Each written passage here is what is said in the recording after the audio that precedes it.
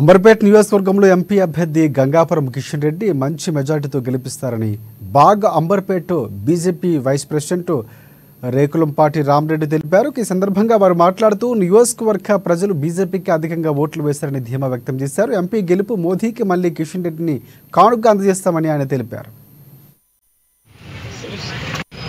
శ్రీరామ్, నా పేరు రామరెడ్డి. నరేంద్ర మోడీ అయితే అప్కీ బార్ 400 బార్ అని ఏ పిలుపు ఇచ్చిండ్రో ఆ పిలుపు మేరకు ప్రజలు అత్యధిక జనంలో ఉదయం 6:30కే వచ్చి నిలబడుతున్నారు లైన్లో.